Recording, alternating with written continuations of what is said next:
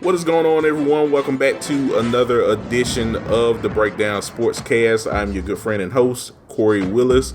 Hope everyone's doing well on a Monday. Hope you guys had a great weekend. A lot of great college football that you guys got a chance to watch. And NFL, of course, if you're a big fan of the NFL out there. So overall, I hope you guys had a great weekend out there. So as always, guys, we appreciate you all listening to the show. Of course, if you want to listen in to the show, you can listen to us on multiple streaming platforms such as Spotify, Apple Podcasts, YouTube, Amazon Music, and Amazon Audible, iHeartRadio, and many other streaming platforms out there. So as always, guys, feel free to like, comment, and subscribe to the show. It's definitely important for us. It helps us know what we're doing and how we can improve the show for the future for you all. So as always, we very much appreciate you guys' support with the show. As always, you know who I'm with. I'm with my good friend and co-host. He is Chris Bolton. Chris, what's going on, my brother? What's going on, Kory? Everything's good. Just hoping for a successful fantasy football weekend, and hopefully my team will end up like Texas A&M. I mean, and the momentum. Once we get a hold of this momentum, we can ride it into Monday Night Football and then come away with the win. So we'll see how things play out. There you go. You know what, Chris? I look back over the weekend, and those nice Texas A&M unis, those all black uniforms. They didn't wear those for just fashion sense. They wore that to boast a funeral for those people down there in Baton Rouge. Playoff chances, Yeah. No, we are. We're definitely going to get into that, but it was a fashion statement, and it was a statement of things to come on the field. Because boy, that was one heck of a game. But yeah, no, great weekend for sure. We had it was some games that went down to the wire, some interesting finishes, some interesting outcomes, and we're about to break it all down. Yes, sir. We are. It was a great weekend indeed, folks. If you got a chance to watch Week 9, we had a lot of great games out there. So it was a lot of get right games, a lot of games where teams needed to continue their dominance. So yeah, overall, it was a great week. So yeah, man. You ready to go ahead and get into the week that was Week 9 in college football, Chris? Yes, sir. All right. Well, I guess we can go ahead and start with the game that we just kind of like teased a little bit at the beginning of the show. Texas A&M hosted LSU over the weekend, Chris. This game was a big game. A lot of people were talking about this game being a play-in game for the playoffs. So it was a game of large magnitude. I'd say a lot was riding on a game like this on Saturday night. But A&M won this game 38-23 over the Tigers, Chris. Texas A&M is now sitting pretty at 7-1, 5-0 in conference play. They are at the top of the SEC right now. Who knew that first year head coach Mike Elko would take this first year team that he has with the Aggies sitting nicely at the top of the SEC right now. So overall, Chris, this was a great game. It was a great showcase for A&M, showcasing their defense. Mike Elko showcasing why he's one of probably nowadays one of the best coaches out there with halftime adjustments, I should say, because it was a point in time we were looking at LSU pretty much going in the direction that A&M went, but he definitely figured out the LSU offense, stopped Garrett Nussmeier. I mean, Garrett had a terrible game towards the end in that second half, but they found a way to win that game well, and now they're looking ahead to their last couple of games of the season to take them further. Mm-hmm. Hopefully in a playoff bid. But overall, Chris, I'm gonna let you, sir, take the floor. What were your thoughts over this game on Saturday, and just overall, what did you see from both LSU and A&M going forward as we're starting to wind down? Man, crazy game. You know, the first half, LSU really was dominating this game. Had a firm control, firm grasp of this game. Uh, you're up 17-7, and Connor Wegman is struggling. I mean, he's having a tough day in the office. Finished the game 6 for 18 for 64 yards. This team was able to not do anything in the air. The passing game was non-existent. Texas A&M defense, really, for what they were receiving from their offense, the help, quote unquote, they were getting from the offense, had a really good half to hold LSU to 17 points. Um, but LSU had this game, firm control of this game, and then Mike Elko, he pulled Connor to the side, said what he had to say, and the rest was history. Once Marcel Reed stepped foot on that field, have you ever seen that clip, Kory, where I believe it was Adrian Peterson when he said, "When I seen him throw that ball, when I seen Marcel step on that field, it became a different game." Yep. Yes, sir. It became a different ball game. Different indeed. Different as is you're not out there anymore. Connor has stepped to the side, and it was for the best. It was the best move for the team. Coach Elko did what needed to be done. The move injected life into Yes. this offense.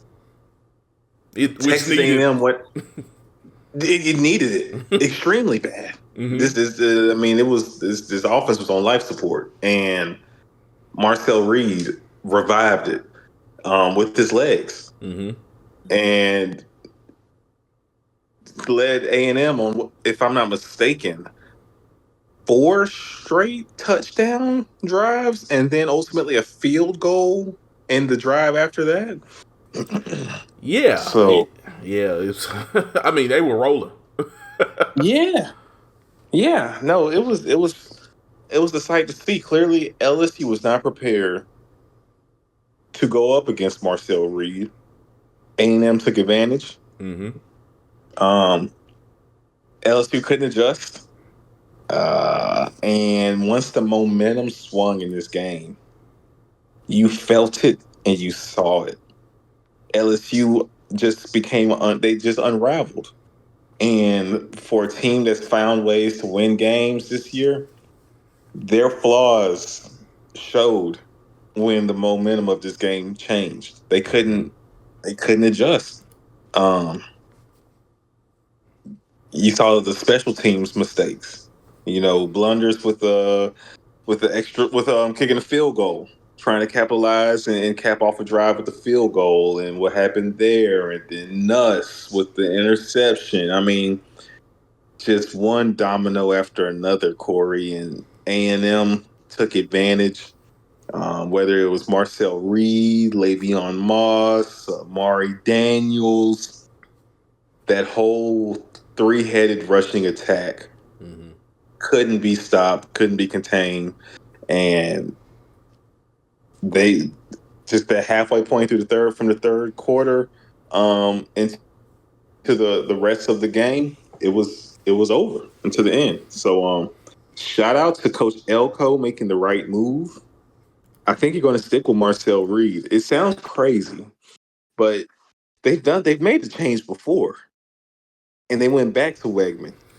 And Wegman had his moments, and then this happens. It's almost like, do you keep playing this game, Kory, of putting Wegman back out there, and then the other team gets surprised when Marcel comes in the game? Look, man, I'm gonna tell you, Chris.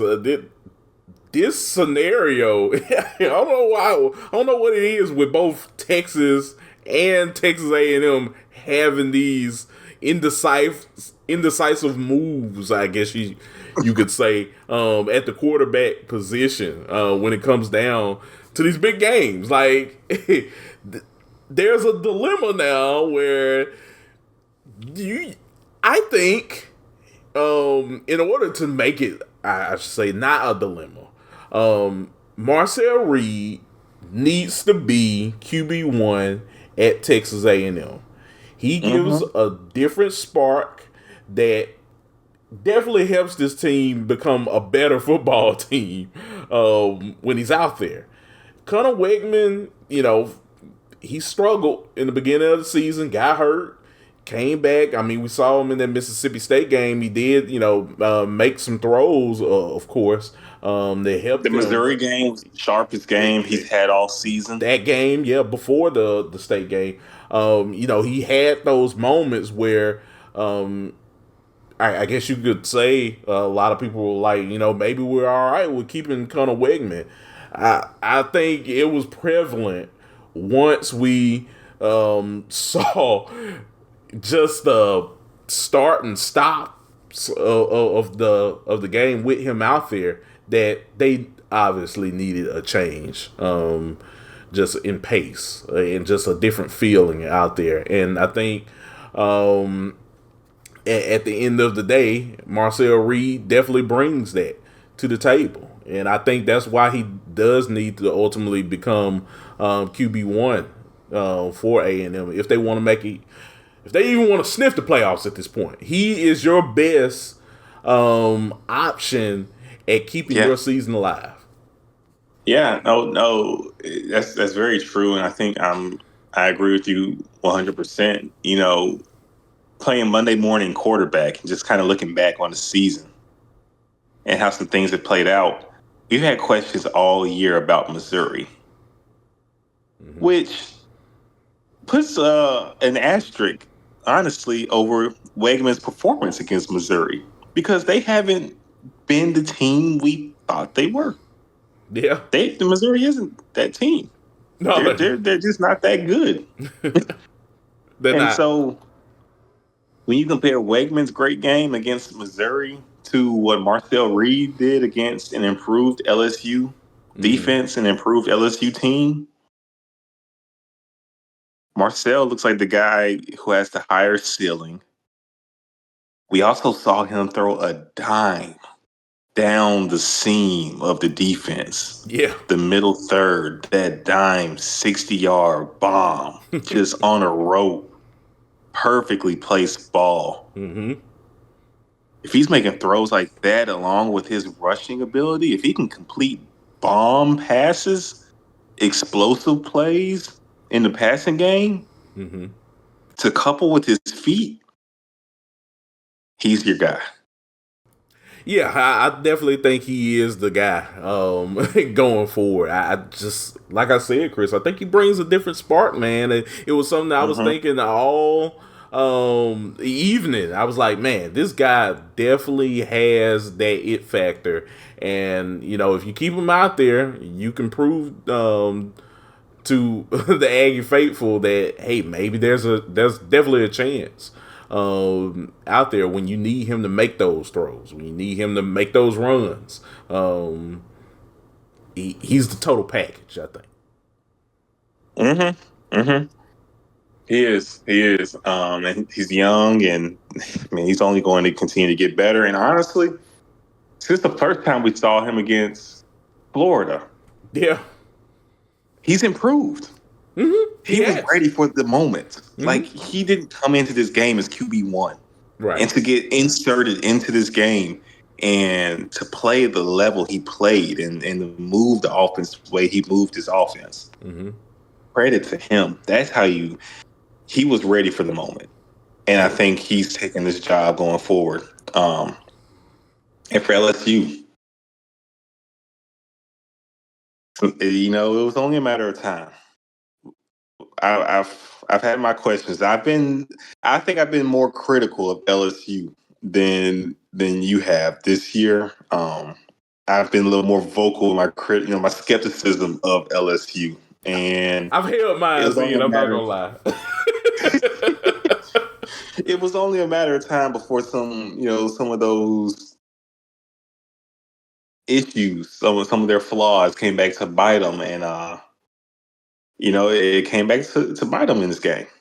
They couldn't make the necessary adjustments, and you got to make the adjustments. You got to. A&M made the adjustments. LSU didn't. You got to. I mean, that does lead me, and I won't get into it for long, Chris, because I know we're going to go through some other games, but that leads me to Brian Kelly. You remember, Chris, when at the start of the season he was so upset on his team losing that USC game, and how he felt like he needed to coach better, and I think he even said that in the post game presser that he needed to be a better coach, that they needed to be better coaches to get their teams to psychologically get themselves into the game and not feel like they were out of reach of winning on Saturday. That definitely starts with the head coach at this point. Like, if you're having those issues where guys are just out of it, they're not keeping their head in the game, of course, and they feel like the game is not within reach of winning. I mean, there was a point in time where you were ahead in the game. It was 17-7 at halftime. So you mean to tell me you just came out after the half and didn't bring anything else to the table to help you win the game? Come on now. At this point now, I think if you're an LSU fan, and even for me, I think the excuses coming from Brian Kelly starting to wane on a lot of fans, of course. Yeah. Like, you gotta put teams away at some point. You do. And you're LSU. You do. You definitely do. Especially when you have control of the game. You were in control of the game, for the majority of it. Yeah. A&M's offense was non-existent, so you do have to put teams away. And you got to make adjustments. You got to learn from this one. I know. I'm pretty sure Kalen DeBoer and Alabama are licking their chops at what they saw on the film with how Marcel Reed was able to do the things he did against his team. Well, good luck. Jalen Milroe can do the same thing and some. So LSU is going to be in for a battle with the Crimson Tide, but that's going to be a big weekend because we talked about locking yourself into the playoff, and A&M has potentially, if they handle business leading up to Texas, I think even with 2 losses, if they lose that Texas game, you're looking at yourself as being a playoff team, potentially. Yeah, I think so. I mean, as we're recording this on a Sunday evening. The rankings are already out. Texas A&M is ranked at number 10 now, I believe. So everything's in front of you. If you can win out, and if you can beat Texas, great, bodes well for you. But if not, I think you can still make it in. I think there's a possibility out there. So, hey. And on the other hand, if you're LSU Alabama is literally a playoff eliminator game. It is truly an elimination game. I don't see a 3-loss LSU team or a 3-loss Alabama team making the playoff. Me either. I think there's no way at that point. Once you lose So 3 games, yeah. things done got real. And I don't know who you choose to win that game. Do you choose an Alabama team with a world of pressure on them to go into Baton Rouge and win a game with your playoff hopes on the line and Kalen DeBoer's first season as head coach? His first true must-win game as a head coach at Alabama. Or do you choose Brian Kelly's led LSU team who is also in another must-win game for his coaching job and status and keeping the hot seat lukewarm? Because it'll be hot if he loses that one. Yeah, man. Like, look, that game might become, Chris, one of the craziest LSU Alabama bouts we have seen in quite some time. There's no predicting it because Alabama is unpredictable. Yeah. They could go in there and maybe even smack LSU. That's not outside the realm of possibility. Them going into Baton Rouge and actually putting a nice beating on LSU. But also, they can go in there and fumble it. Just fumble the bag and LSU might find life and put a beating on Alabama. We don't know how that game is going to play out. I don't know how you predict it. We don't know. We don't know. All I can say is that game is going to have magnitude to it that it has never had in a long time. Probably since that 2011 game.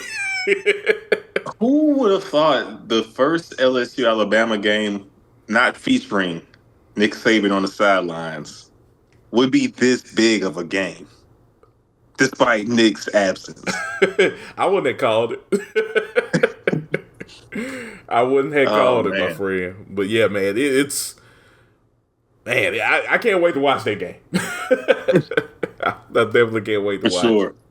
For sure. But this to put a bow on things for this matchup. Big win for A&M, validating their top 10 spot in our rankings. We were ahead of the curve. I think we were ahead of the curve, Kory. We you know what I'm saying? We out of Alabama, LSU, and A&M, we had A&M ranked above both of them in the top 10.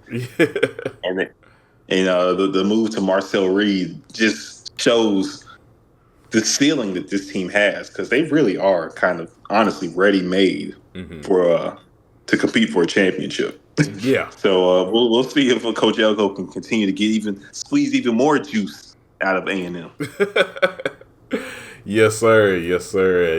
Yeah, man. I can't wait to see what this A&M team can do. They're 5-0 right now. Can they run the table? We'll see what happens. But they got South Carolina coming up this Saturday. So this is 6:30 p.m. game on ABC. Trap game. It's a trap game. A beamer ball. Don't never count out beamer ball.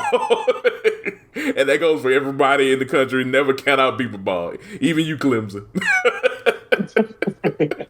Trap game for sure. But yeah, no, I'll be locked into that one too. Yeah, man. So it should be a fun game indeed. But yeah, Chris, anything else you want to add to LSU Texas A&M before we move on? No, sir. All right. Well, now, Chris, we're going to move on to the game in Tuscaloosa, where number 15 Alabama had hosted Missouri over the weekend. We can. I guess there's really nothing too much for us to say about this game. Alabama shut out Missouri 34-0. I think Missouri, it's pretty much prevalent now. They are out of the playoff contention at this point now with not scoring a point at all in this game. So Alabama 6-2 right now, and like we had mentioned, Alabama has an opportunity against LSU. I think they're going to be on the bye week, but they'll be coming up next for the Crimson Tide. They will have to go down to Baton Rouge to take on LSU. But overall, Chris, what did you think about this game? What did you see from the Tide as they took down Missouri over the weekend? I don't mean to sound like a hater. Oh, that's all right. But if that's what it makes me, then I'll go ahead and I'll wear the crown. I'll own up to it. I didn't see much anything different in what we've seen all season from Alabama, Kory. Understandable. I mean, this team was we got the run from Jalen Milroe. Great. After that, what else did we see? We saw a team that clearly has more talent than Missouri. Yeah.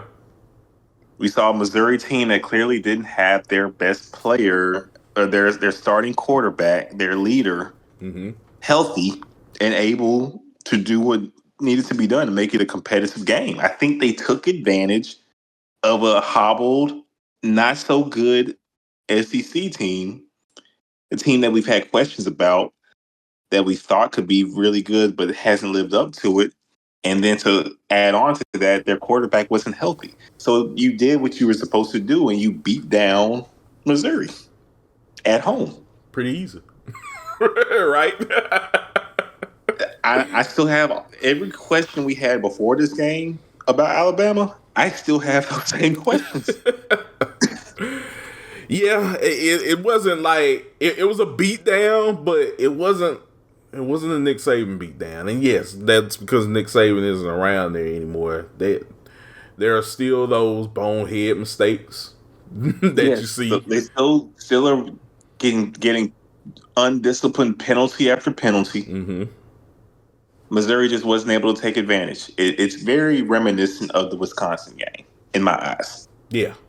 Wisconsin, who also, this starting quarterback got hurt mid-game, and the backup had to go in, and Alabama took advantage. It's not a knock or a slight to Alabama, but I feel like real, honest Alabama fans still are concerned about this team. They still don't know what to expect on any given Saturday from this team. So I think we're still at square one. Yeah, I definitely get what you mean, man. It wasn't the sexy, Alabama stumping that, we were always used to seeing from the Crimson Tide in the past. It's still a lot of mistakes, of course. Mistakes that could really hurt them in big games that are going to be coming up in about 2 weeks from now. So, you're not playing, at Bryant-Denny. So, this team, you are what you are, as what we've always said on this show, Chris, especially mid-season. I think going into November. Yeah, going into November. At this point, you just kind of embrace it and try to do the best job you can to still kind of keep your hopes alive for the playoffs. So, if I'm Bama fans, I can't get too much worked up on all of this because you are what you are at this point. So, I really can't say anything more or less that would probably make an Alabama fan feel better. And I think Alabama fans feel like that as well, where I think Kalen DeBoer feels like that as well. And we saw him on the sidelines, getting that right at guys. And maybe, for people that were watching the game, Chris, they were like, oh, man, that's finally getting a little bit of some coaching. Yeah. How much of that is going to play down when you have a game of a magnitude in a few weeks? So, I don't know. I don't know. I mean, look, it's a good win. It's what you were supposed to do. You took care of business. I will say that. But it doesn't change any of the feelings that I've had about this team all season, that we've had about this team. We have questioned this team since USF. Yeah. Those flaws were prevalent then, Mm-hmm. despite them turning things up in that fourth quarter and pulling away and making the game the score way worse than what the game really was. Right. But yeah, we will see, because the floor for this team is losing to a team that is talented but has a good coaching staff like a Vanderbilt, and the ceiling is somehow playing up to the competition and beating a Georgia. Mm-hmm. So when you have the wide range of possibilities, you don't know what to expect. They can very well go on a run, make the college football playoff, and be a contender to win the playoff. They Yeah. can also find a way to lose to LSU and lose the Iron Bowl and be playing in the Citrus Bowl this year.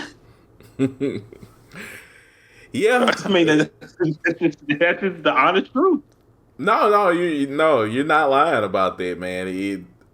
That's the unfortunate thing about this team, man. Where, yeah, I mean, Kalen DeBoer came in, of course, with a new mindset, and a new, I guess you can say, mindset or vision, for this Alabama team. But it's like I always say, about certain coaches. At some point, you got the coach that you got.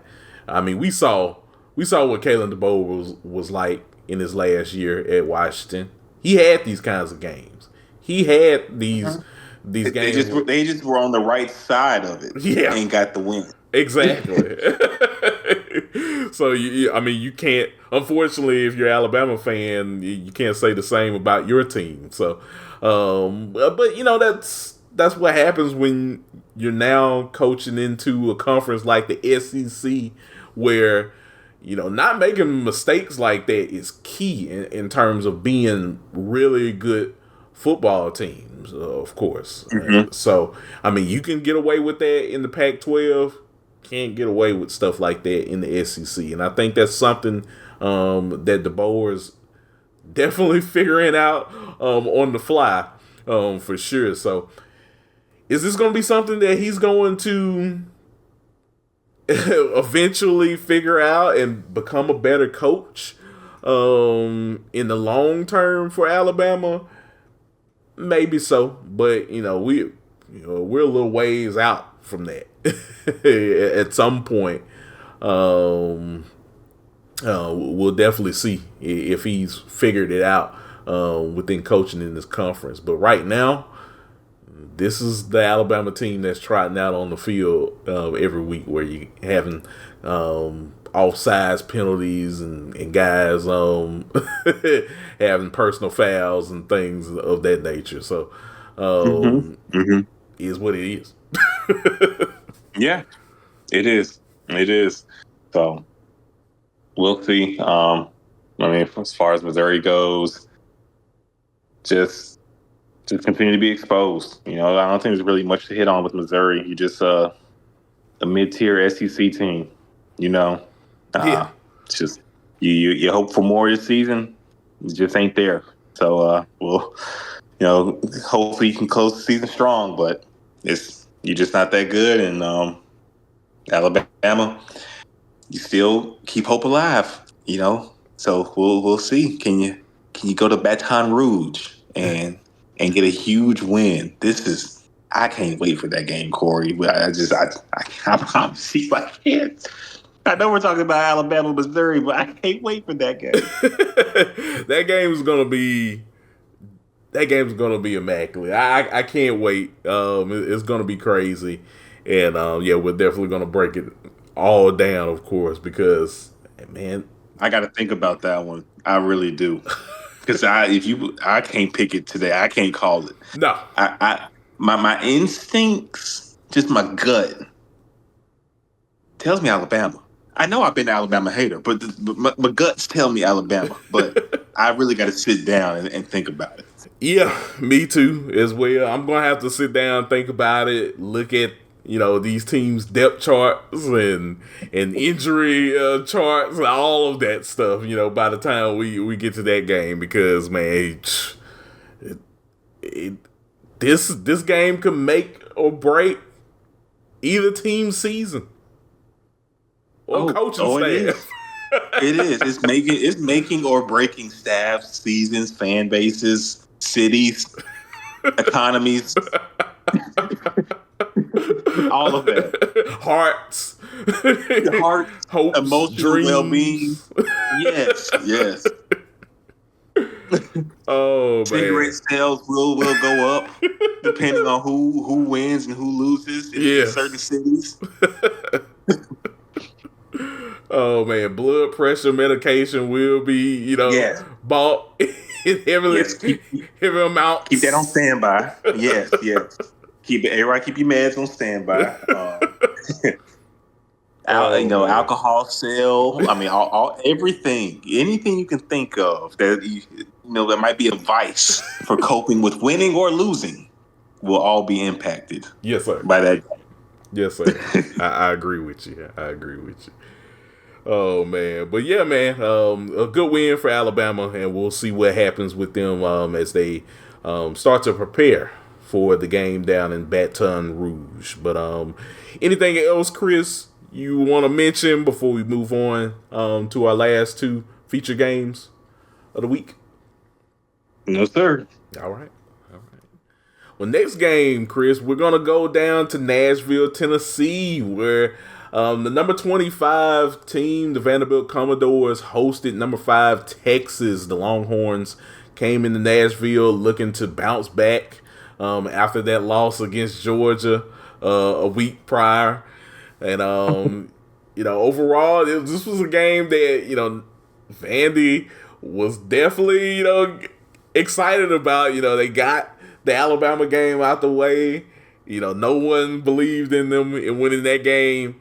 And they were looking to take down another top 5 team, and that team was Texas. But they got close. 27-24 was your score in the game. Texas and ultimately squeezed out of Nashville with the victory and ran out of there and went right back to Austin. Hurried on up.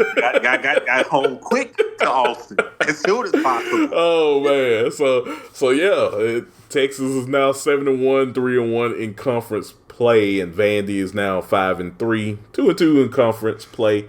But overall, what were your thoughts, Chris, about Texas getting the W? Because man, they definitely needed it after losing that game against Georgia, and we also needed to be confirmed on who is the quarterback of this team. Sark said it was going to be Quinn Ewers. He was adamant that Quinn is the guy.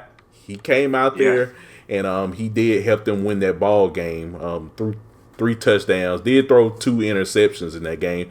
So is Pavia. He threw 2 interceptions as well and threw for 2 touchdowns. So, but in terms of Texas getting that get-right game, what were your thoughts overall? My thoughts were Texas is good, but there are cracks in the armor. Yeah. There are cracks in the armor, Kory. But doesn't Vandy always break everyone's armor? They do. But in terms of this season, honestly, I think if this game was played at Vandy next season, and if Pavia, let me see, I want to say Pavia, if he was able to, is Pavia a true senior or is he a redshirt senior? Pavia, I think he's a true senior. I think this is his last year. Yes. Yeah. Now this was if he was back on this team next year, and this game was at Vandy. Mm-hmm. Vandy's, they need a couple more pieces, but They were right there with Texas. And for a team that we looked at as the true number one for the majority of the season, I would have liked a better showing. Honestly, I would have liked a better showing. Good win, tough win, Tough win. a welcome to the SEC kind of win. You think you just gonna run over a little old Vandy? Mm-mm. Mm-mm. It's a new day. But Yeah. one is I like that Quinn had a better game this week. But the questions are still there for me with Quinn. He hasn't gotten back to his form yet, and hopefully he continues to trend into that guy that I thought he was becoming that guy in my eyes before the injury. Yeah. And hopefully he gets there. But those 2 picks, you can't have them 2 interception games in the games that we are talking about Texas potentially playing in, Kory, down the line of the season. You can't have the 2 interception game against A&M at A&M. No. At Kyle Field. Because that game is at Texas A&M, correct? To end the end of the season. Yes. You can't do that against this A&M squad. That ain't Jimbo coaching. This is we talk about that. Nick Saban ain't on those sidelines. Jimbo Fisher ain't on those sidelines either for A&M. That's Coach Elko. And look, I just said this man is probably one of the best halftime adjustment makers in college football right now. I don't think you won't be on your off game against a guy like Mike Elko, who specializes in cooking up defenses that expose your quarterback. Oh man, that man got like a big pot just stirring it up, boy. Oh boy, he had nuts flustered this past Saturday. So, but yes, Quinn has to clean that up, clean up his turnovers, and if he can't do so, I don't care how many yards he throws for, how good his completion percentage is. If he can't get better with these turnovers and clean that up here in this next month in November, Texas ain't going to do what Texas fans hope and want this team to do. That's my grand takeaway from this. I know you got the win. You're happy for the win, but I'm just looking bigger picture. And you beat Vandy by 3. Granted, it's a road game. Granted, Vandy beat Alabama, but we've had our questions about Alabama all season. So I'm not putting you in the same realm as Alabama. I thought you were Texas and you were the top team in the nation. You need to put a beating on Vandy. That's a real get right game, and that's not what we got. So my questions are there with Texas, and this is why this season is so crazy and special, because honestly, everybody has their flaws. Even an undefeated Oregon has its flaws. Yeah. And I mean, look at them. The last several weeks, Chris, Oregon, I mean, we'll get to them in a second, but last several weeks, team like Oregon, which we were talking about them just like we're talking about Texas, they had some deficiencies and some things they need to clean up. And it looked like they're trending up. Yeah, they're trending up week to week. It looks like if you're Texas, you're kind of like, yeah. It's kind of like that horizontal line. Like you're not exactly. You're not going down, but you're not going up either. But you could be going down. Right. And in a season where it's a long season and teams will finally figure some things out. If you're not getting better, you're getting worse. Exactly. And so yeah. And yeah, at this point of the season, Chris, you want to get better. You don't want to get worse. You don't want to show teams that you're not inclining on the chart. So yeah, man, I definitely agree with you. I want to see what Texas can do moving forward as we're winding down the rest of the regular season, because man, they they definitely need to figure out the whole Quinn situation. Quinn just himself needs to regain that confidence again that we saw before he had got injured. We want that Quinn back. I think a lot of people in Austin want that Quinn back. So, I'm eager to see it. I think they definitely need it because having a healthy Quinn back, having a guy that had that confidence about him, definitely was one of the reasons why a lot of people were very excited, and they're still excited about this team. But they felt that this team could make a run, and I think they still can. But we got to see what Quinn can do in terms of getting his confidence back. Right.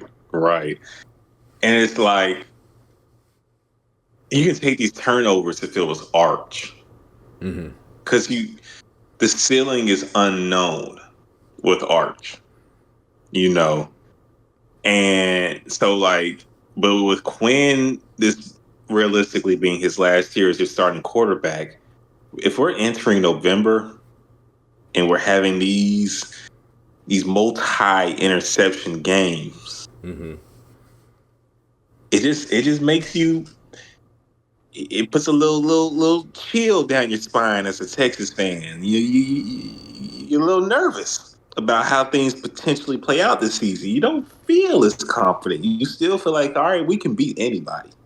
We have as good as a chance of anyone to win the national championship.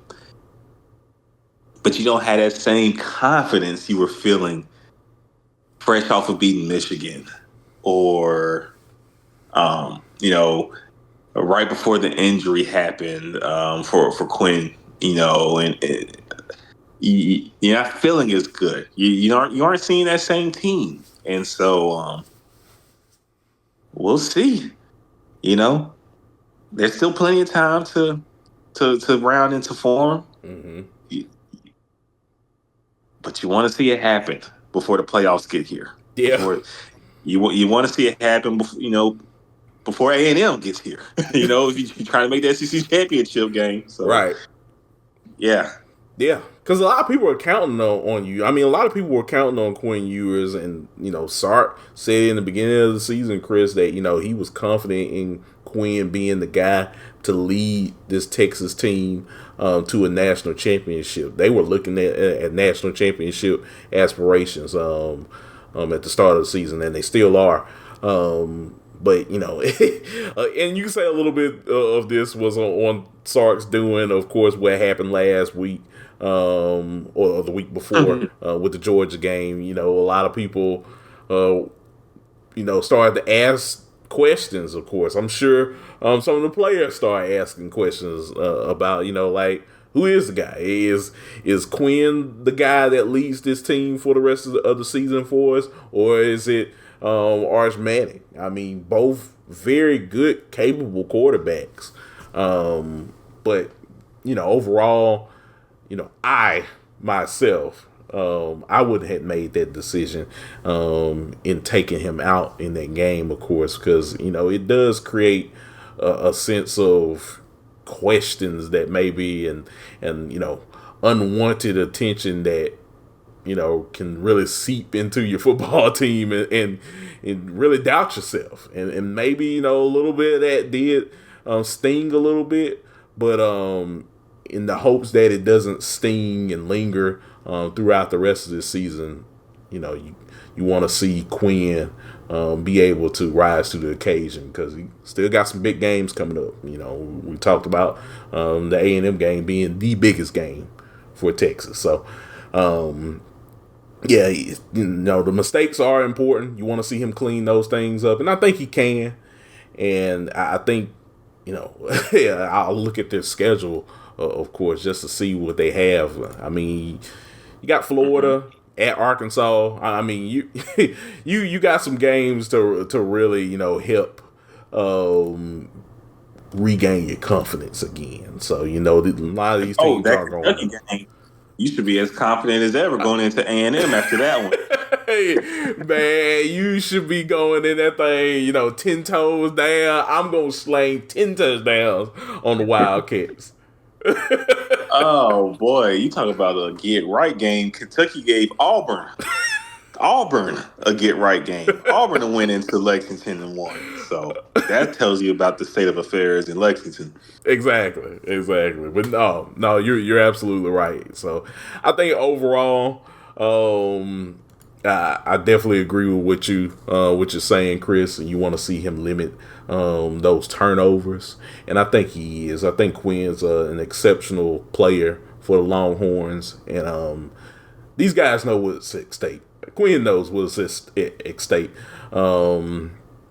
this season. They want to make it to a national championship, so they definitely want to rise to the occasion and win the game. They got a bye week. Yeah. Now they're going into a bye, which you would think would help this team get healthier. Yep. First and foremost, and help Quinn another week of just practice to continue to get on his game, some more film study. And I would expect him to go, when you play Florida at home, to have a great game.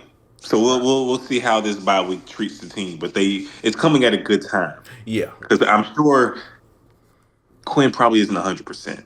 So maybe after this bye week, I think he'll be close to 100% as we'll see him for the duration of the season. Yeah, no, I definitely agree with you. So yeah, we're gonna see all of that, and I think we're gonna see a team that's ready to finish out this regular season the right way, because they got the horses to do it.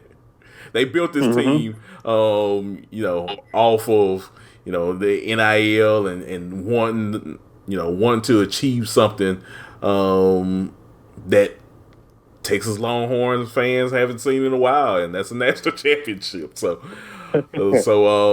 yeah, I have no doubts about this team rising to the occasion when they need to.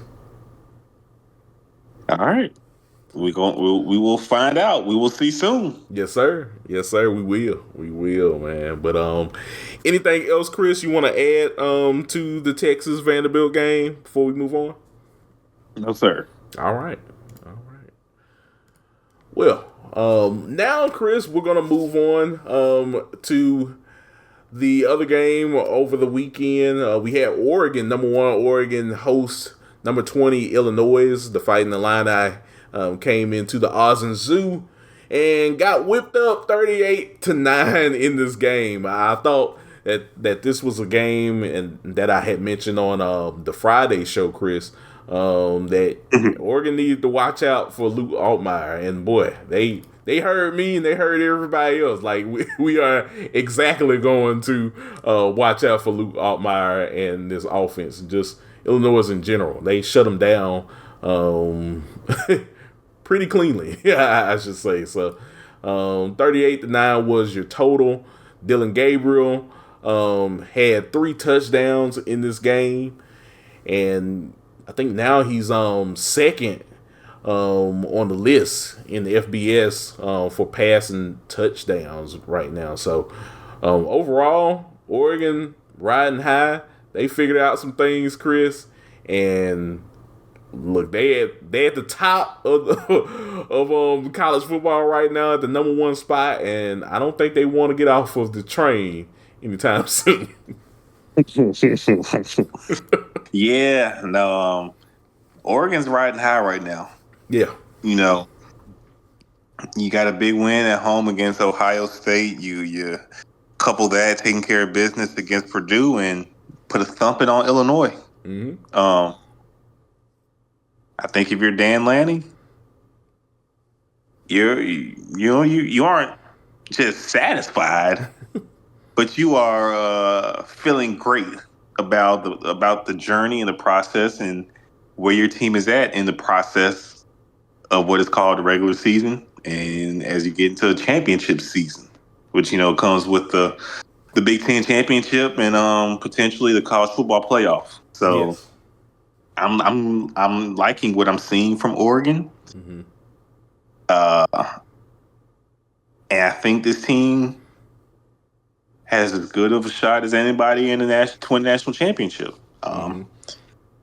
It's going to be a matter of matchups, though. I think Oregon should win out.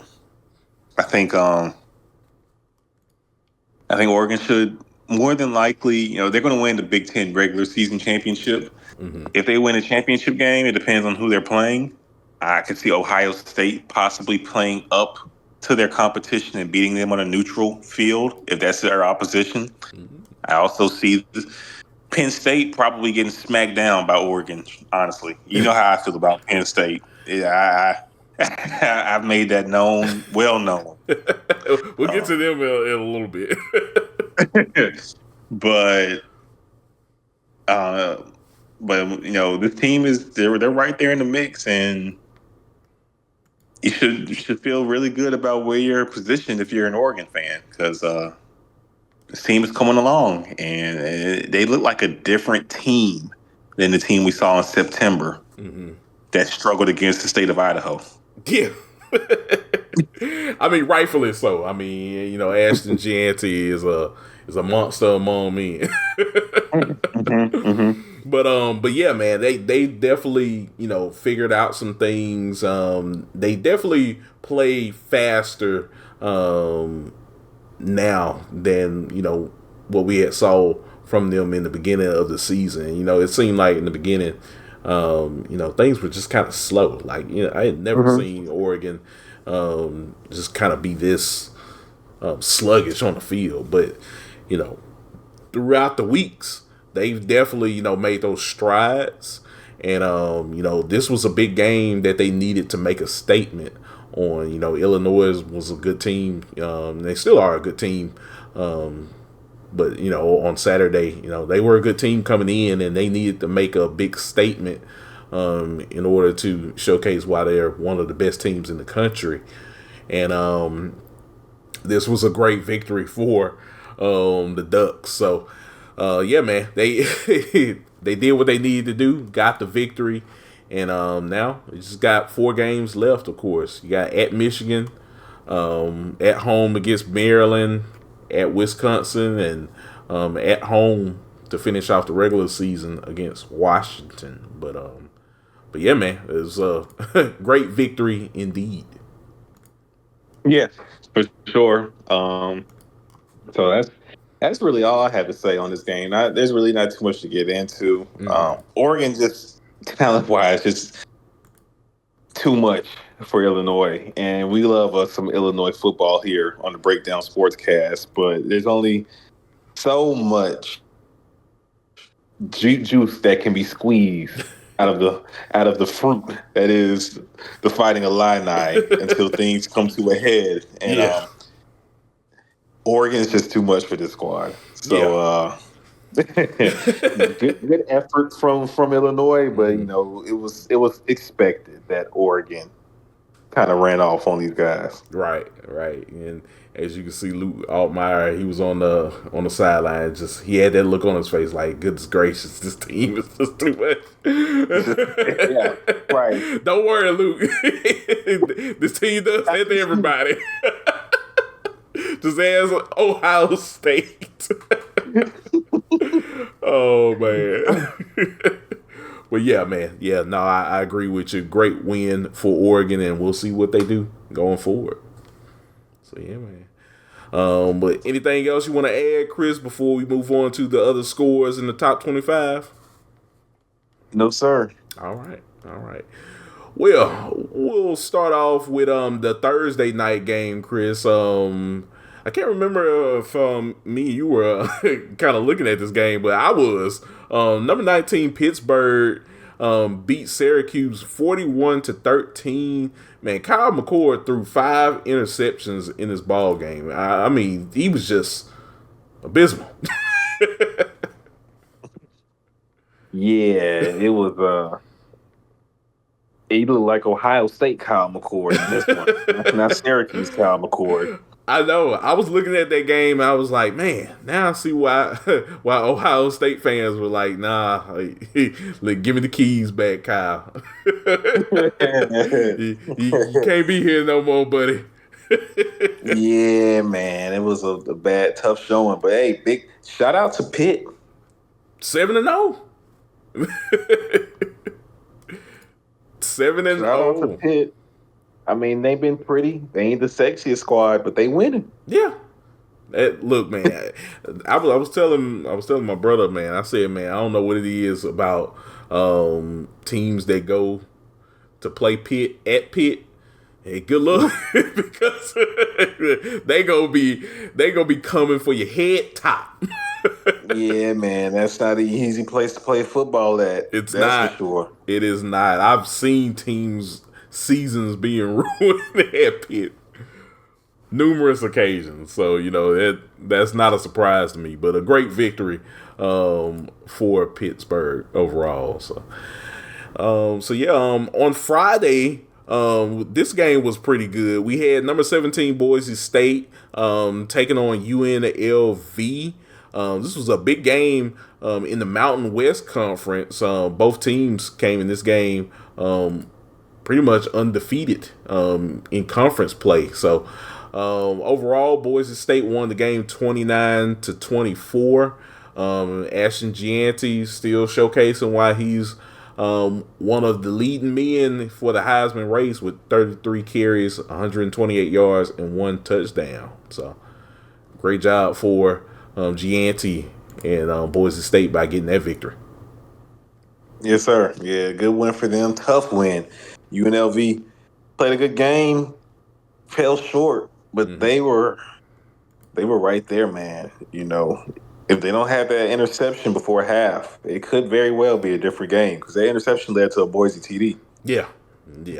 So yeah, man, it was a good win for Boise State overall in that game. So, and the other scores as we wrap up throughout the rest of the top 25, we had number 3 Penn State beat Wisconsin 28-13. Bo Pribula, if I'm saying his name correctly, Chris, he had to come in the game because of Drew Allar getting that leg injury. But he did help them win that game against Wisconsin. Wisconsin's always a scrappy team, but they still got the job done. Yeah, Penn State getting the win with the backup coming in. It's not pretty with Penn State either. And we'll see. Maybe they're this year's Washington.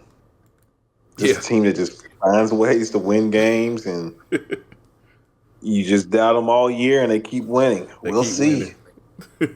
But yeah, I mean, I'm not gonna knock them. They got the win on the road, good conference win, but would love to see more. But Allar was having a good game before getting injured, so it could have might have been a beatdown brewing with the way Allar was playing 4 for 18, 148 and a tutty. But yeah, Penn State's defense is still really good. Just we'll see how Penn State matches up against the elites coming up shortly. Yes, sir. We will. So that's going to be interesting to see. Going forward, number 4 Ohio State beat Nebraska 21-17. Will Howard was 13 for 16, 221 yards, and 3 touchdowns in that game. So Ohio State, still trying to ride high after losing to Oregon. But yeah, hey, they got to a battle with Dylan Raoul. He could have got ugly, but they found a way to get the victory. Yeah, they did. That game, if you're an Ohio State fan, you don't like that game at all. You want to race at home in a battle with Nebraska.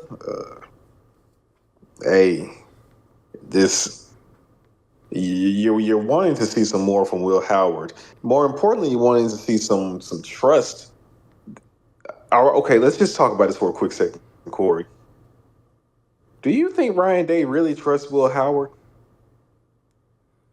I don't think he does. It, in my eyes, it's obvious he doesn't. Which leads me, and I won't harp on it for too long, but you had to go into the portal and get Will Howard. I don't know, man. It's something about Ryan Day that seems like it irks a lot of the Ohio State faithful up there in Columbus. Chris, I don't know what Mm-hmm. it. I don't know what it is. Do you think that coaching staff at Ohio State with Ryan Day and everyone are they just a little bit taking steps back as Ohio They State? are. They Because are definitely taking steps back. yeah. You went and got Will Howard, and you have arguably the best receiving core in the nation. Mm-hmm. Jeremiah Smith, Emeka Egbuka. Mm-hmm. You also have Carnell Tate, who is a weapon. Um, and you're throwing wide receiver screens on 3rd and 8 instead of throwing the ball downfield or trying to get the ball in Jeremiah Smith's hands the whole second half. Exactly. Oh, I understand Ohio State fans' pain. Like Jeremiah that. Smith was targeted in the second half, and he was not. That He was not. it's crazy. What are we doing here? I'm not an Ohio State fan at all by any means, but what are we doing here? I watched that game. That's criminal. I watched it Jeremiah too. Smith is arguably a top 3 wide receiver in the nation as a true freshman. You just throw it up and he makes a play. You didn't even throw it up. And this is fresh off the 60-yard touchdown he had in the first half. just a mess going Questionable on play right call. now. Yeah, just Yeah. questionable. I mean, Emeka Egbuka only 3 receptions for 20 yards in that game. Where's the scheme? Where is the Ryan Day scheme? Where was it? This begs the question: was it the coach or was it the guys? Because he did have a run of Ohio State wide receivers where you did have a Chris Olave, Jackson Smith and Jigba, Garrett Wilson. Um, the wide receiver room was so deep that Jamison Williams had to transfer out of Ohio State and go to Alabama, of all places, to get some tip. You know, you had Justin Fields, you had C.J. Stroud. You had all of these guys. It seems You like ain't the got Justin identity. Fields or C.J. Stroud quarterbacking this year. No, you don't. You probably wish you did. And maybe that's what we're seeing, Kory. Maybe, just maybe. Ryan Day, we'll see. I think he's a good coach. Maybe he ain't that guy because we need when you got these 2 elite, top notch wide receivers with a veteran quarterback. You went out and got. Mm-hmm. I would hope to see some more fireworks on offense. Yeah. And you have 2 top tier running backs in the backfield: Quinshawn Judkins and Travion Henderson. Mm-hmm. What's going on? I don't know. I don't know. I mean, like I said, Emeka Egbuka only 3 receptions. Jeremiah Smith only 3 receptions, just 70 yards. Got that touchdown. But I mean, the Ohio State of old, you would see guys constantly go downfield. Like they were deep threats galore at Ohio State.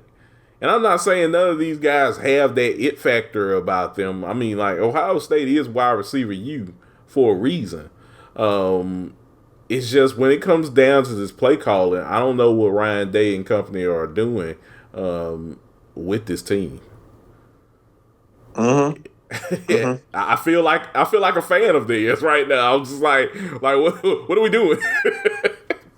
We don't know what's going on, and it needs to be fixed quickly. Yeah. Because Ohio State fans will lose their mind if they lose to James Franklin in Penn State this weekend. Yeah, I agree with Oregon you, and a Penn State loss. An Oregon loss and a Penn State loss after spending the money you spent this offseason on this team. Yeah. That's how you get Ryan Day. Hey, Ryan, that's how you lose your job, buddy. Yeah, This that's is officially a must-win game. no. You're right. You're right. Yeah, I can't wait for us to kind of talk about that game more very soon. So yeah, it's definitely a detail that we want to kind of look at, as the season progresses. How's this team going to fare in the playoffs going forward? I mean, they're number 4 for a reason, but I feel like I want to see more from Ohio State. So, Or do. definitely want to see how all of this develops going forward throughout the rest of the season. But yeah, man, that was that game. Miami, number 6, Miami hosted Florida State. 36-14 was your total in that game. Chris, did you get a chance to see Miami take out Florida State? Yeah, I saw a little bit of it. It's nothing much to talk about with this one. We knew Florida State's bad. Miami's good. Miami was on cruise control. 36-14 sounds about right for how these two teams have been playing all year. Even Miami couldn't get hyped up for the Florida State rivalry. They kind of cruised to a 22-point win. Right. Yeah. So I mean, they're still undefeated right now. So Mario Cristobal can kick his feet up for a little while for the next game. But yeah, number 11 BYU.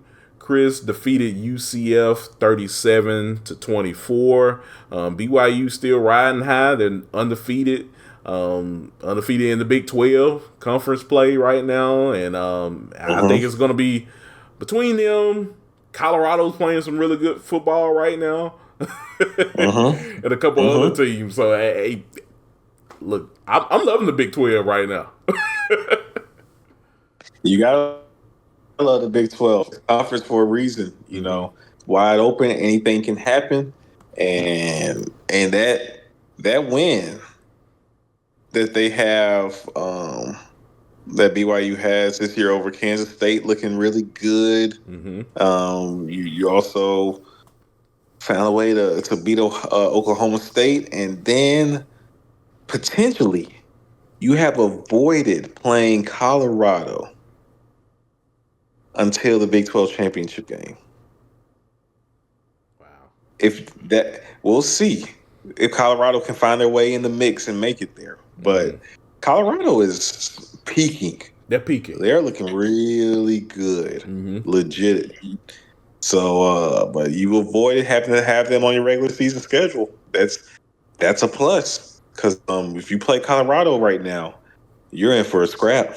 Yeah, I agree. I agree. So yeah, I mean, it'd be an interesting ball game if we can get BYU, Colorado, Big 12 championship. I'll be locked in for that. I'm here for that. Yeah, get your popcorn ready for that one, Chris. That should be a fun one.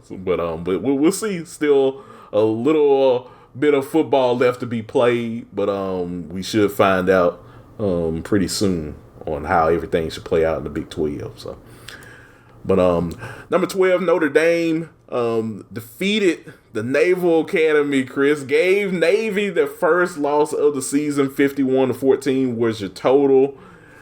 And there was a point in time I thought Navy was gonna turn up the Jets. I was like, oh, Notre Dame, you better watch out. But they handled business overall. So so a big win for Riley Leonard and company. He was 13 for 21, 178 yards, 2 touchdowns. So they did force 6 turnovers in that game, which was big for them. Notre Dame stepped up. They weren't about to let the academies be able to say they got a dub over them. So yeah, that's a good good win for Notre Dame, and trying to bring Army back down to life. Yeah, absolutely. So yeah. Number 13, Indiana defeated Washington 31-17. Chris, Indiana is now 8-0 in the Big Ten. They're 5-0 in Big Ten conference play. It's crazy. And that's without their starting quarterback. Yeah. They had the backup starting in this one. Mm-hmm. And they got the win over Washington 31-17. Indiana 8-0. This is what a season for the Hoosiers. You Yeah. know, can they find their way in the Big Ten championship game? Yeah, I know. I'm more and more each each week. I'm looking at Indiana, and I'm looking at them as players in the Big Ten right now. I mean, They are for real. They're for real. They haven't shown me yet that they don't belong. So, they're playing really good football right now at Indiana. So yeah, I'm keeping my close eye on the Hoosiers. Likewise, Mm-hmm. likewise. So yeah, this team they're right there in the mix, and that game at Ohio State looking more and more winnable as the weeks pass on by, Kory. Yes, I agree. I definitely agree. So I mean, look, watch out, Ohio State. Still got a lot of work to do. Ohio State's got a pretty tough schedule, truthfully. Yeah. You playing Penn State and Indiana. Yeah. So yeah, man, it should be a fun game when those two clash. So we'll definitely see what happens. Number 16, Kansas State defeated Kansas 29-27. Oklahoma and Ole Miss, number 18, Ole Miss hosted Oklahoma. Ole Miss won that game 26-14. Chris, I mean, I will say this: Jackson Arnold came back in the game and didn't have Seth Latrell. They let him go a few weeks ago, and started to see a little offense. Granted, they still lost the game, but you did see a different Jackson Arnold, I guess you could say, Chris. And maybe that whole thing with letting go of Seth Latrell maybe should have happened a little bit earlier to gain some confidence. Yeah. Still though, this Oklahoma team is not it. Ooh, they are not it. But They're not. And neither is Ole Miss. Neither is Ole Miss. At home, and you only beat Oklahoma by 12. That just doesn't move me at all. So what is wrong with this offense? This was the offense that we were all told, in media days and before media days and during spring that, oh man, this team is gonna break out. They're gonna do great things, Chris. Like we're seeing the exact opposite. Yeah, we are. I don't know. They can collect yardage in the air, 311 yards passing. Jackson Dart only one touchdown though, and then 31 rushing attempts, only 69 yards on the ground. I know Oklahoma's defense is good, but you would expect Ole Miss, a team that prides itself on its rushing attack, to do better than that. And Ulysses Bentley still not getting his number called. I don't know what's going on. Henry Parrish, 15 carries, 44 yards. That doesn't seem like someone that's performing so highly that Ulysses Bentley should not get any carries. But hey, what do I know? What do we know? We're just guys on a podcast talking about college football. That's all. That's all. So, hey, all I know is they better close the season out strong. You better find a way to beat Georgia if you're Ole Miss and Lane Kiffin to salvage this season. But first, you got a date at Arkansas.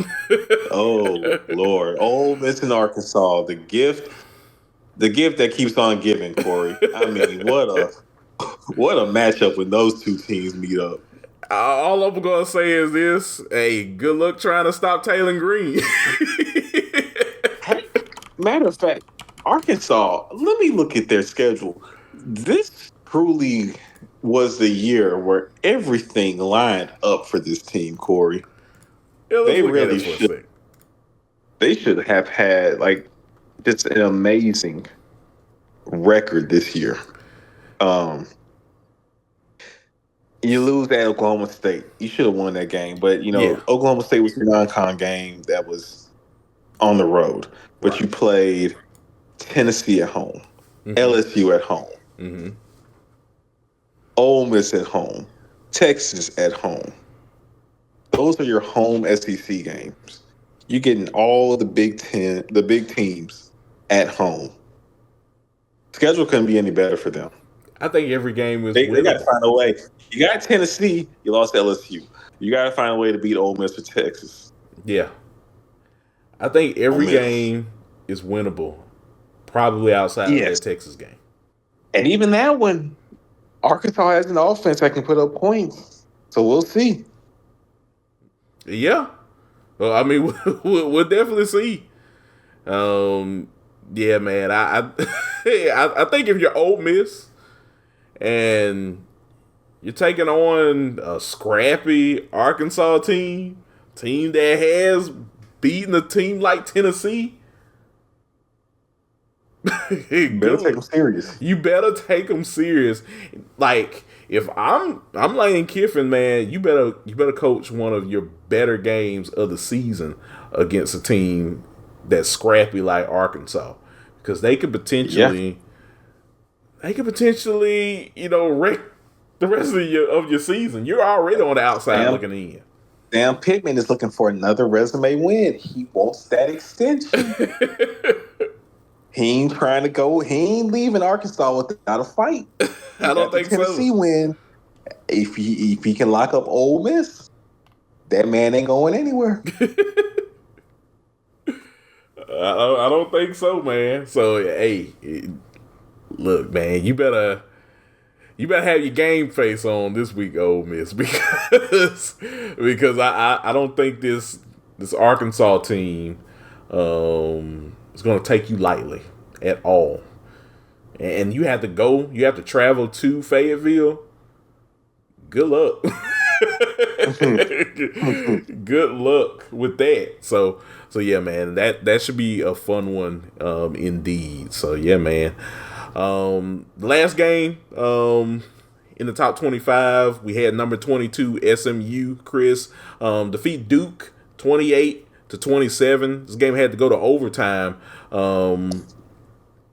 But so SMU had to block the kick in overtime just to even win the game. So SMU still riding high right now to 4-0 in conference play right now. So still a little wide open in the ACC. Yes. SMU got tested to the highest degree. Mm-hmm. They almost got an L. So hey, they still have their hopes of winning the ACC alive. Everything is still there, but they coaches got some coaching material this weekend because you need to tighten some things up if you're SMU, if you're expecting to be with the likes of Miami and Clemson. Exactly. So and you got Pitt coming up this Saturday. Ooh. So you're talking about getting big tests, talking about getting tested. That's a big test if you're SMU, taking on a really good Pitt team with a good defense. Yeah, Pitt as tough as they come, and I think I would take the under in that matchup, Kory, between SMU and Pitt, because it's gonna be some hard nosed football getting played on that field between those two. Oh yeah, absolutely. Yeah, I'm gonna definitely be tuned in to watch that game. Of course, that one should be a fun one. That's gonna be some mid 2000s football, baby. Look, it wouldn't put it past me. It might be one of those Jefferson Pilot specials that we'll get to watch. It might be.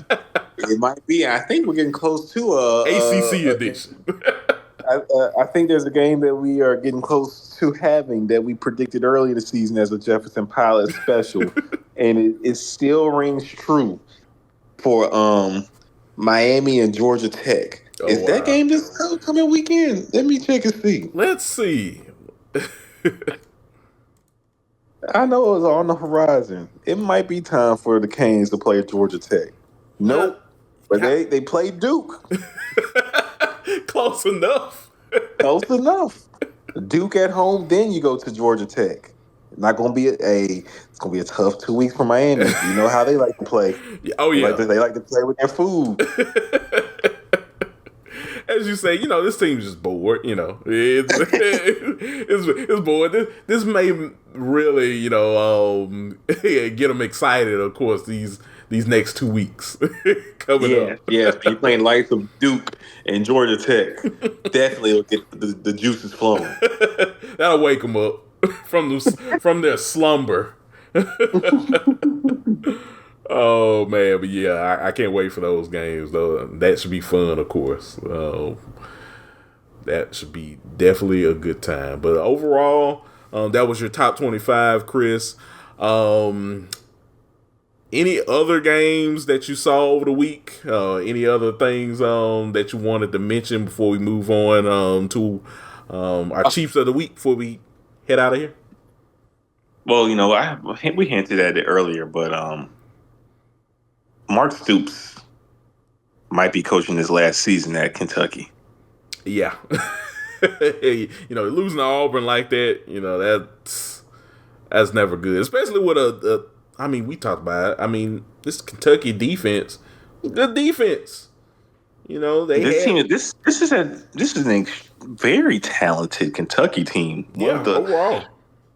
Overall, Kentucky football is not used to having the talent and players that they have on this team over the majority of the years at UK. Mm-hmm. The history of this program. They aren't known for getting elite players in high-level recruiting classes, top 25 classes, and potential first-round picks. Man, Kentucky has a really good squad. The record does not reflect it. 3-5. Mark Stoops is 2-11 in his last 13 SEC home games. Goodness. That's definitely not good. That's not a way that you want to go out. Not at all. And you lost to this edition of Auburn. This is a stinky, filthy, bad Auburn team. Really, really bad Auburn team. And you lost to these guys. Man. Jarquez Hunter had 278 yards and 2 touchdowns. Yeah. This team is checked out, Kory. I think they've checked out. I think they checked out. I was looking at the ticker and I was just beside myself. I was like, there's no way that you literally don't score at all after the first quarter. Like, that's it? Just 10 points? That's all we can do. 10 points in the first, and that's it. You're up 10-0. At home. I was beside myself, Chris. I really was. Yeah, man. It's not looking good in Lexington for Coach Stoops. I think he tried to capitalize, man, and leave at the right time, get that A&M job. And they could beat them. It stinks right now seeing where A&M is and how things are taking place in Lexington, because he ain't gonna get a job like that. He might get another offer somewhere else, but it ain't gonna be a job the quality of A&M. So yeah, that's unfortunate. But I think Coach Stoops' time is winding down in UK. So that's why I wanted to mention real quick. It stinks because Coach Stoops had a good run at Kentucky. Kentucky football isn't known for being relevant, but all good things must come to an end at some point, Kory. Yeah. Yeah, no, I definitely think you're right, man. Yeah, it was a tough loss for Kentucky. But yeah, I think it's even going to be tougher for a guy like Mark Stoops, who's been there for what, a little bit over a decade now. I mean, he's been there for a while. Mm-hmm. Mm-hmm. He has. And so you hate to see it, but Yeah, it's just that time. Time for him to go somewhere else or a new face to be coaching Kentucky. Because when you're losing games like this at home to I can't stress enough to this Auburn team. Auburn is bad. Ooh, they are bad, boy. yeah. Between them and Mississippi State, they they are the two cellar dwellers of the SEC right now. And you can put Kentucky right there with them now. Yeah, pretty much. So So it's unfortunate. It's definitely unfortunate, it but is. yeah, man, yeah, it's a great week overall. We learned a lot about a lot of these teams, but overall, Chris, we're now at that point of the show. Before we head out of here, Chief of the Week. Who is your Chief of the Week for Week 9, good sir? Yes, sir. So we talked about Indiana beating Washington without their starting quarterback. Mm-hmm. This team, this Indiana team, they relied, like most teams do when they're without their starter, on the rushing attack. So I got to give my chief of the week to Justice Ellison. Okay. Justice did his thing. 29 carries. Mm-hmm. Put the team on your back, Justice. 123 yards and a tutty. Big Nice. time game from him. They leaned on him. He put 4 yards of carry. Mm-hmm. Um, and Indiana continues to win, and they're 8-0. So shout out to Justice. I think he did his thing, and got to give him credit. Yeah, I definitely think so too. It was a great job by him, and helping his team win. So yeah, man, that was a great pick. From me, Chris, I'm gonna have to go to Mr. Marcel Reed from Texas A&M Mhm. this week. Came in. Look, they put the shoulder on my man Connor Wigman. Told him, look, we thank you for your service. We thank you for getting us here, but let Mr. Reed take the reins. Well, he goes out there, 9 carries, 62 yards, 3 touchdowns, gets 3 touchdowns to seal the deal for the Aggies in knocking out LSU over the weekend. So he's definitely my chief of the week. So good job to Mr. I, Reed. I love that pick. I agree. He was definitely a chief. I Showed out. just took over the game completely when you Big needed him time. to. So yeah, man. So yeah, no.